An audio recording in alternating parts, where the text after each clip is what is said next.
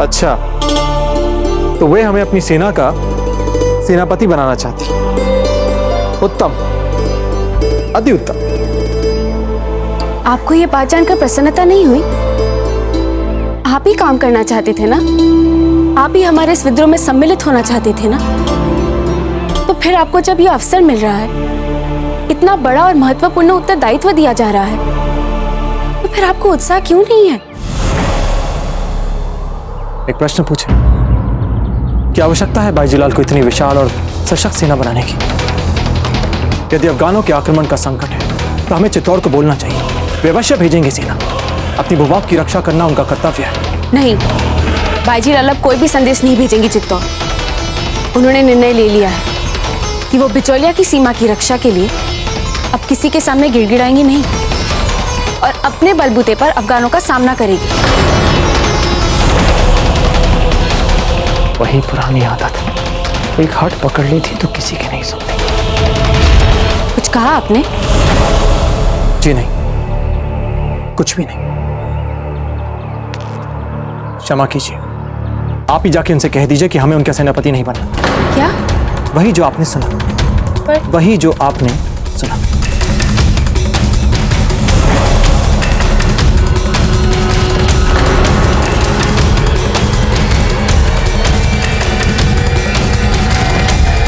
हे भगवान, दोनों एक दूसरे के जीवन साथी और फिर भी एक दूसरे के प्रति इतना गुस्सा, इतनी घृणा, इतने भरम।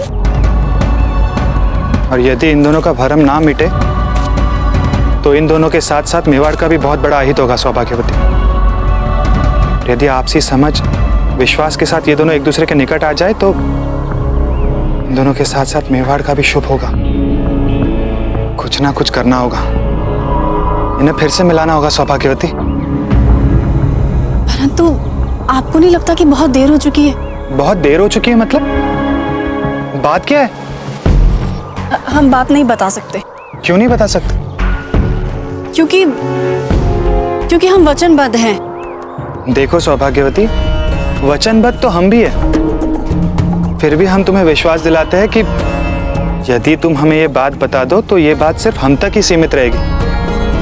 और सबसे बड़ी बात यह है कि ये बात आप हमें बताने से आप ना केवल आपका पतिव्रत धर्म निभा लोगी, बल्कि अजबदे का भी भला होगा। कुंवर प्रताप और अजबदे एक दूसरे के निकट आ पाएंगे।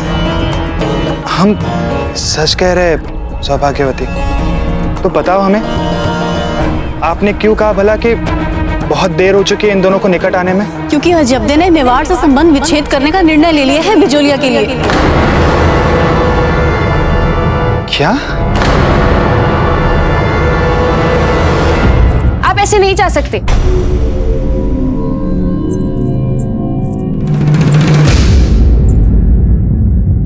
बाईजीलाल से अपने समर्थन की बात करने के बाद आप इस तरह पीछे नहीं हट सकते।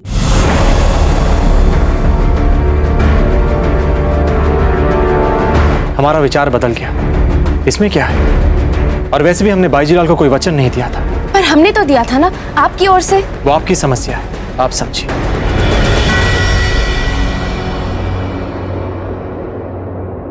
देखिए, हमारी बात का बुरा मत मानिए, पर यहाँ कुछ ऐसी बातें हुई हैं जिससे हमें लगता है कि बाईजीलाल और हम एक और नहीं हो सकते।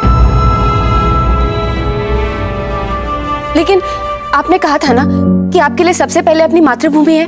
कहा था या नहीं कहा था आपने? हाँ है, और हम आप भी उस बात पर अटल हैं। तो फिर बाईजीलाल के लिए आप अपनी सारी निजी समस्याओं को एक ओर रखकर बिचौलिया की सेना का नेतृत्व कीजिए और हमें अफगानों से रक्षा कीजिए। बोलिए, क्या आपका धर्म नहीं कहता आपको ये करने के लिए?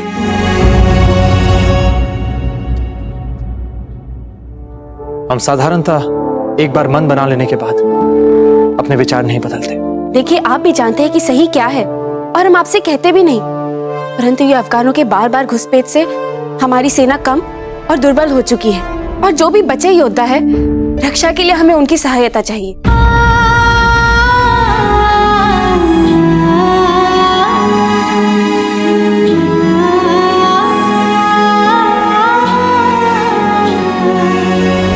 ठीक है, लेकिन हम केवल इसलिए यहाँ रुकेंगे क्योंकि हमें लगता है कि हम आप पर भरोसा कर सकते हैं। अवश्य कर सकते हैं, और हम आपको विश्वास दिलाते हैं कि आपने जो भी निर्णय लिया है बिल्कुल सही लिया है, क्योंकि अफगान सेना हमारी सीमा के बहुत करीब आ चुकी है, और यदि आपको अपनी मातृभूमि के लिए इतनी सी भी निष्ठा है तो यही समय है उनके लिए कुछ कर दिखाने का।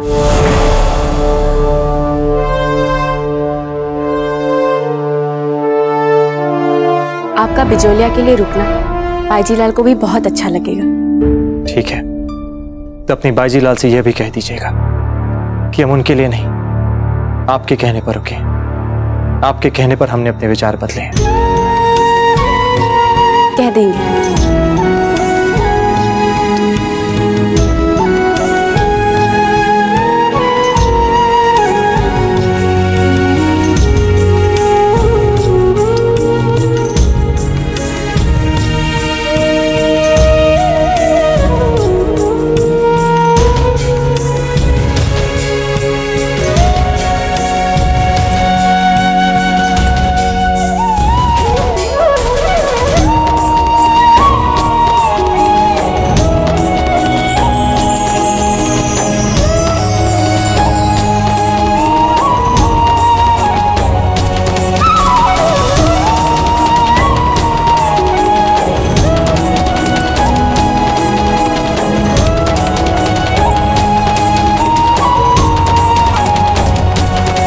हे भगवान,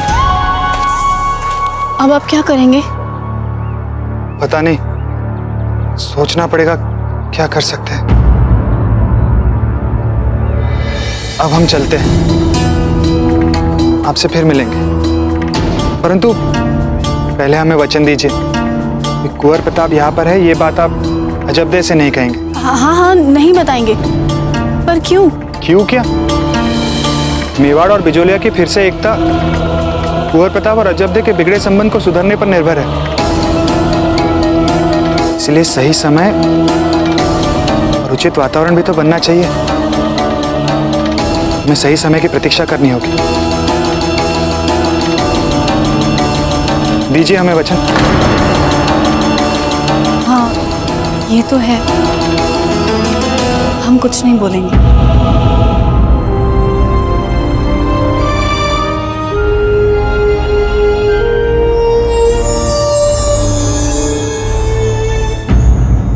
श्रीमान, आदेश पर सामंत की मोहर लग चुकी है, इसीलिए स्वर्णकारों और साहूकारों तक ना पहुंचाना मेरे लिए संभव नहीं है। नीलामी होके रहेगी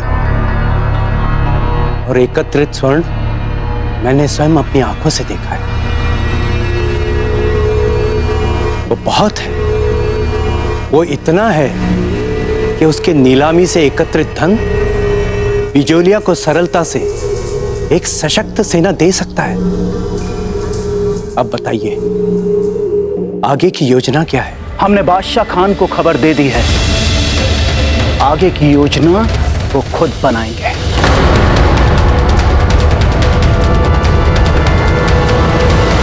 चलिए चलिए चलिए चलिए। हे भगवान, क्या हो गया इस अश्व को? यह अश्व नहीं चलेगा।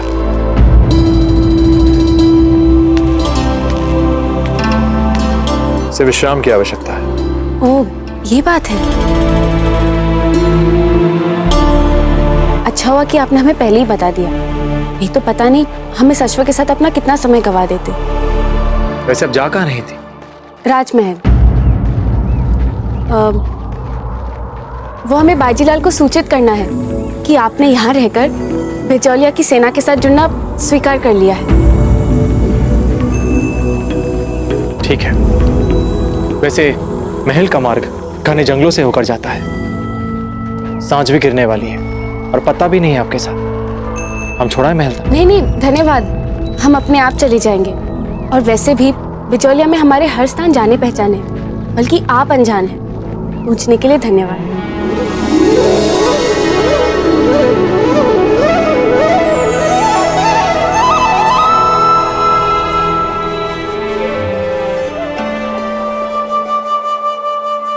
श्रीमान, इतनी सी बात के लिए बादशाह खान को बुलवाना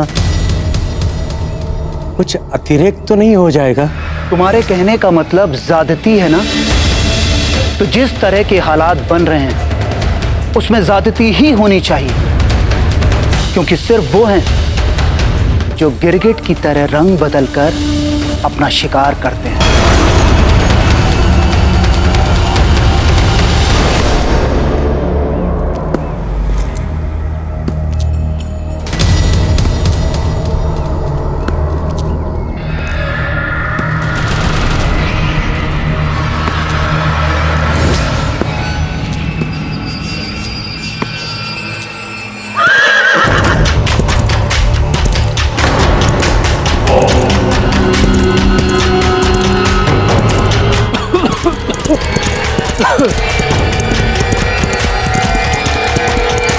रुको बेटा, पानी मिलेगा पीने के लिए बेटा। बाबा मार्ग से हटिए, हमें देर हो रही है। 2 घूंट पानी बेटा, भगवान तुम्हें हर मुसीबत से बचाएगा बेटा। ठीक है बाबा।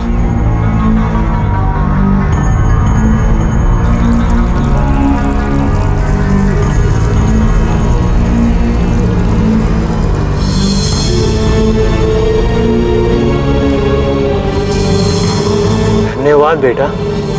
कोई बात नहीं बाबा। तुम तो राजपूत जासूस हो ना बेटा? यहाँ आगरा में शहंशाह के लिए अपने राजा का पैगाम लेकर आए हो तुम? सिर्फ वही हैं जो चालाकी से अपने आप को कमजोर दिखाते हैं और खतरनाक तरीके से अपना काम भी निकालते हैं। हटाओ हमारे मार्ग से, हमने कहा छोड़ो। कौन हो तुम? अरे बेटा, हटाओ हमारे मार्ग से, हमने कहा छोड़ो। हट जाओ नहीं तो अच्छा नहीं होगा।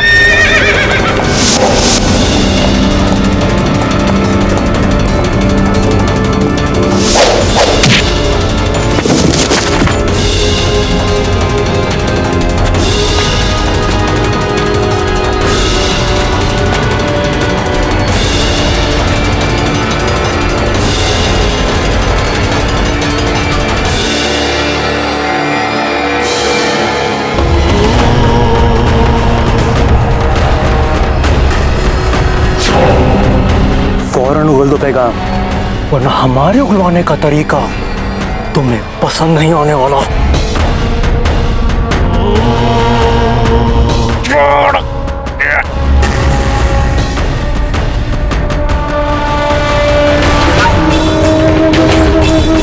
हिलोगे नहीं, तुम्हारा खंजर तुम्हें कोई तकलीफ नहीं पहुंचाएगा।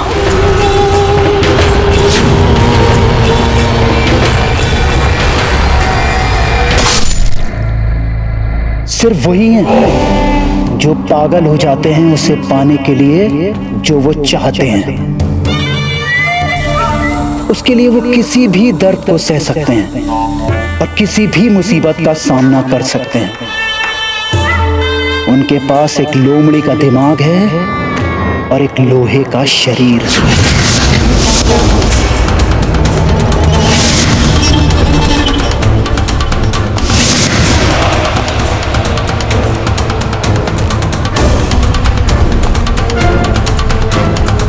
शहंशाह अकबर बहुत जल्द आपको इस मेहमान की मेहमान नवाजी का मौका मिलने वाला है। चाहिए कि बादशाह खान ने अपने वालिद शम्स खान की मौत का बदला लेने का अहद ले लिया है।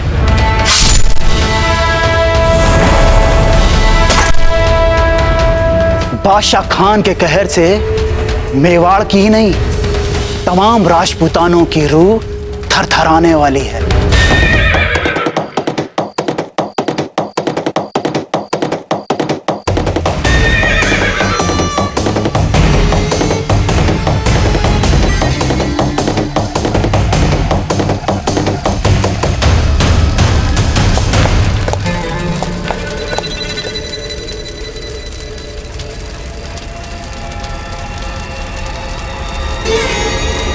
कहिए। जाओ इत्तला करो शहंशाह हिंद को, बादशाह खान उनके दीदार के मुंतजिर है। ये उनके आराम का वक्त है और इस वक्त आपको उनसे मिलने की इजाजत नहीं मिल सकती। आप कल सुबह तशरीफ लाएं। जिस वजह से हम इस वक्त शहंशाह से मिलने आए हैं, अगर वो मसला सुबह तक इंतजार करने लायक होता तो हम कल सुबह ही आते। जाओ शहंशाह को इत्तला करो, मामला बहुत जरूरी है और फौरन तवज्जो चाहिए उनकी। और सुनो, अपनी अक्ल लगाने से पहले इतना सोच लेना, बादशाह खान के लिए शहंशाह के दिल में खास जगह है और इज्जत भी।